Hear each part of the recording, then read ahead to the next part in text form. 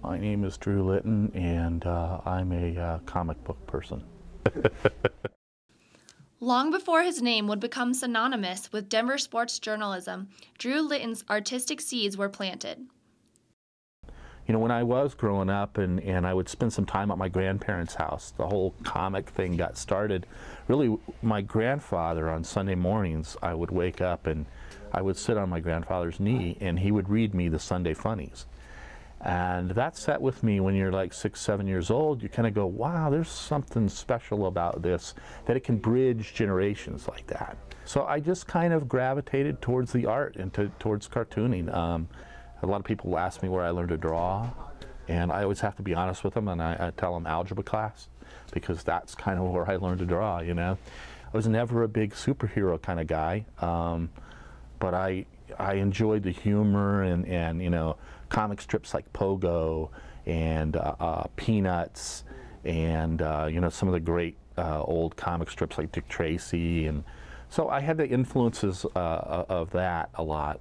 By the time I was a freshman in high school, I knew pretty much what I wanted to do, and my dad kept praying I would grow out of it. For a good reason. I mean, it's a tough line of work. I mean, anything in the arts is a tough line of work. In high school, Drew got a job with the El Paso Times, but his dad was still not convinced that he could make a career out of his art.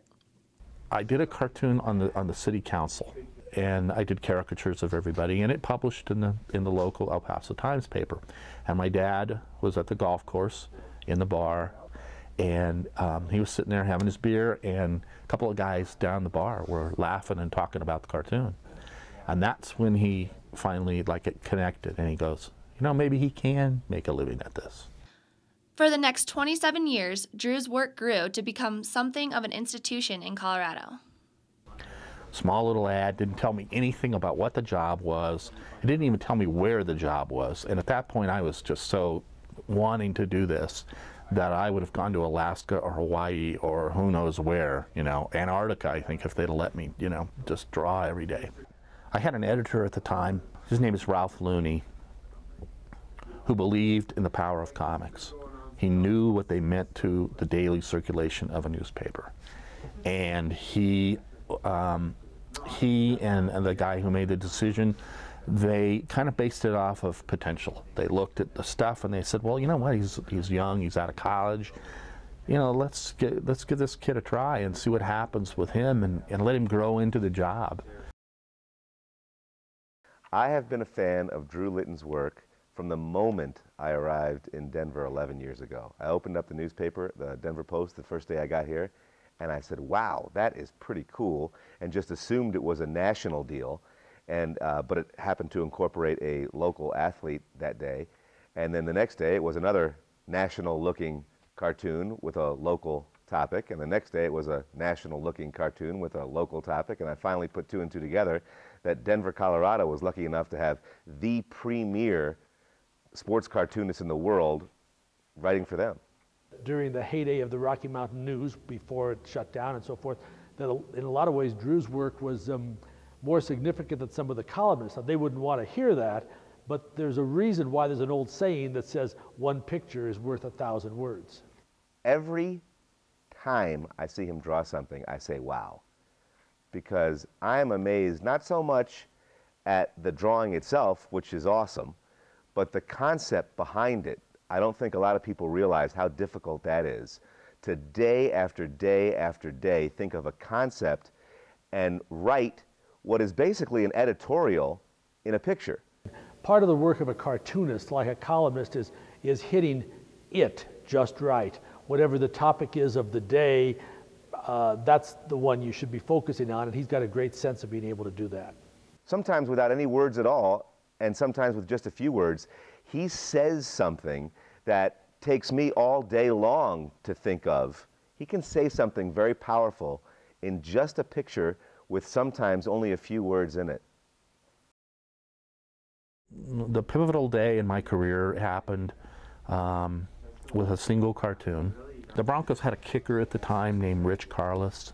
He was a barefooted soccer-style kicker, and the Broncos in back-to-back games, the game was like tied and Carlos comes out, And he kicks the ball and he hits it into the right upright, and the Broncos lose the game.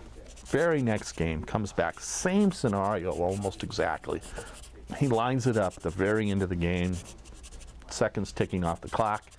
He lines up and he kicks the ball and he hits the left upright, and it falls away. It's no good, and the Broncos lose. I did a cartoon that following Tuesday morning with Rich Carlos, and it looked like he was facing a whole bunch of uprights, looked like a fork. And that cartoon resonated with the entire community because it was fresh. It was right after the incident, and people got a laugh out of it in something that was not necessarily all that funny. He doesn't draw with a bite or with vindictiveness or something negative in mind. It's usually cute and funny. So even if you're the victim of it, you just can't help but laugh. Unfortunately, not everyone he has drawn over the years has handled criticism that well. So I did that cartoon that morning that had to do with the catchers. And catchers in camp, they had 4 of them at the time. And it was quite the contest at that point because the Rockies really did not have a catcher that they were set on. And one of the catchers that they had was a guy named Tony Eusebio. And Tony showed up at spring training 40 pounds overweight.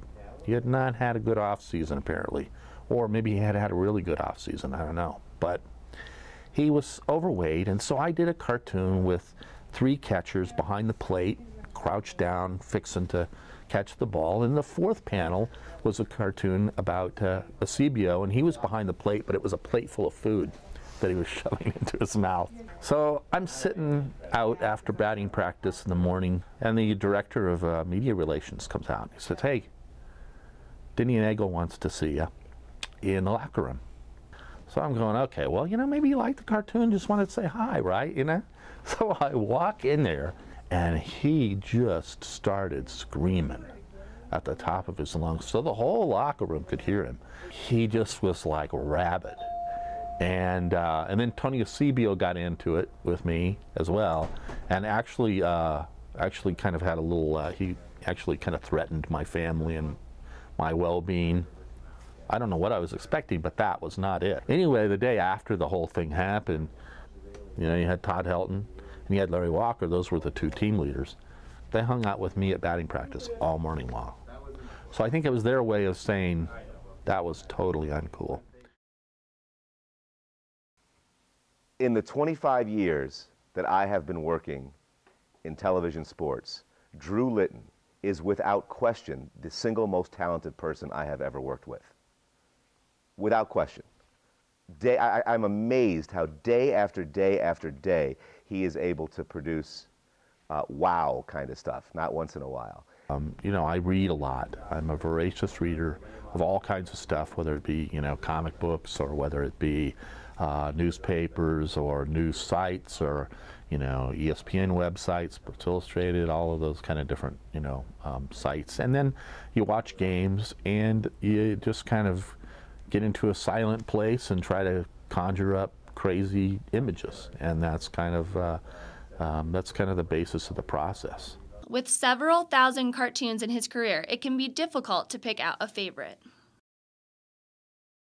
And then, of course, there were some Elway pieces that I did that were always fun. Elway peering through the window after Joe Sakic won the championship. This particular cartoon was so popular that Drew returned to the concept after Elway finally won his title. I did one right after the Broncos won their first Super Bowl, with Elway being hoisted on the shoulders of all of the great quarterbacks who had gone before him and played in that game.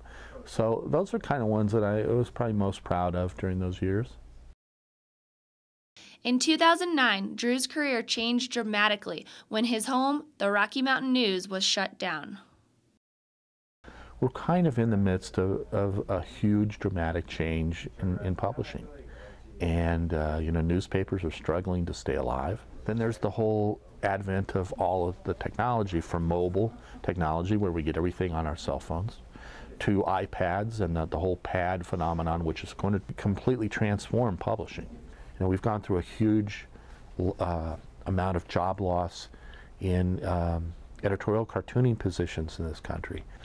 And I think some of it is due to the fact that so many of us in the industry were focusing on doing national cartoons. You know, you can only have so many Barack Obama cartoons or George Bush cartoons before people just kind of glaze over it. But when you do local content, something that they feel every day in their lives and that they can relate to in their lives, that's where the magic happens. Drew still puts out Denver content several times a week on his website, drewlitton.com. He has also found several other outlets for his work. The most fun that I have with cartooning is I do this cartoon for the Guadalupe County Communicator in Santa Rosa, New Mexico. I do a cartoon for them based just on Santa Rosa issues. We've been able to build some fun stuff out of it, and I love that because I love doing local content. Just over a year ago, Drew took his work national when he began a relationship with ESPN. ESPN is just an absolute blast to do. And I do like 1 or 2 cartoons a week, just kind of as part of their website. But in the fall, we did this really cool thing with animation, where we were doing these, oh my goodness, 2-minute long animated cartoons off of every Monday Night Football game. The Texans are only 5-7, but are somehow still alive in the AFC South race.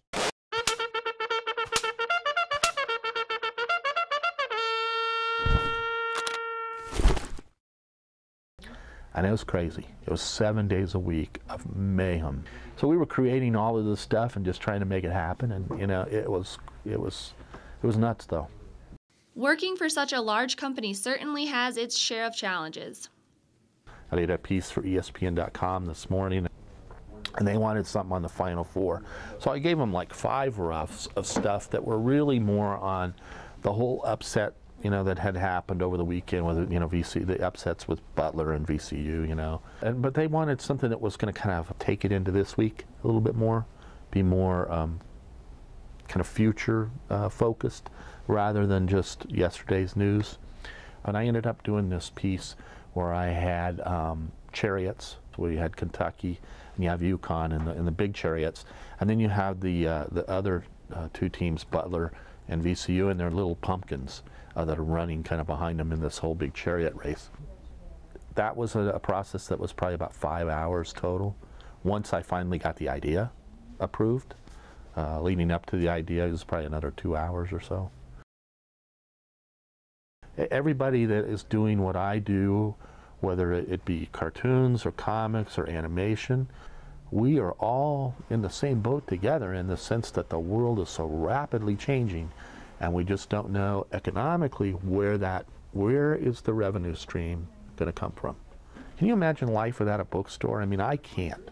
Now, I mean, I love coming in and at least seeing all the different colors of the titles, and it's an experience when you come in to see all the different colors and the magazines and the titles and the fonts. And this is a vibrant part of Americana. We got to find a way to keep this stuff alive because it's too vital. It's too vital to, I mean, out of comic books and cartoons, grow movies. It grows incredible community. It's a vital part of us, and we can't lose it. Got to find a way to keep it.